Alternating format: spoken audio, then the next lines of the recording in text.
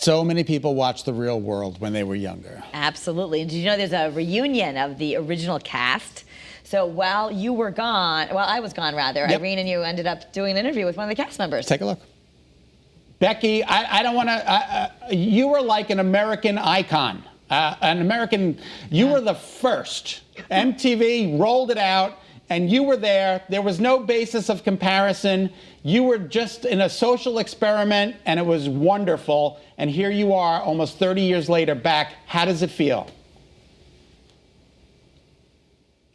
It was amazing. I mean, it's as surreal as it was in the very beginning. When I got the call to, say, listen, we want to do this, and in about a month in New York during a pandemic, do you want to do it? And I thought, no. And then I thought, yes, I have to. Of course I'm going to do it. So yeah, it was a trip. It was like a time machine. It's like all the dynamics were there, just as if they'd never left. I sort of felt it was weird and wonderful at the same time. When you look back on that time now, I mean, it's almost 30 years ago. When you look back on that time, I mean, how different was it? I mean, no social media, there was, none of the technology that we have now. When you look back and reflect, what do you think? It was far less judgmental and far less cruel because a lot of social media can be very mean. And I think I look at young people and the pressure they're under. They have to be so perfect. They can't make a mistake. There's no wildness and there's no freedom in it.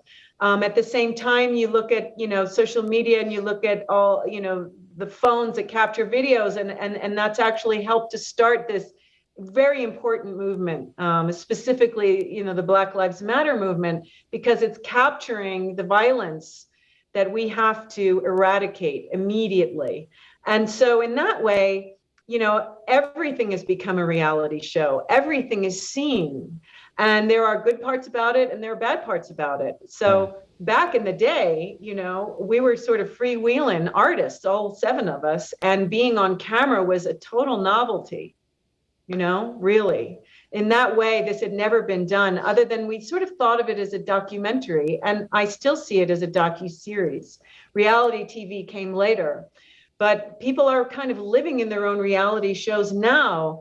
And I don't know how good it is for people. On one hand, I think it's good. On the other hand, I think, that's a lot of pressure.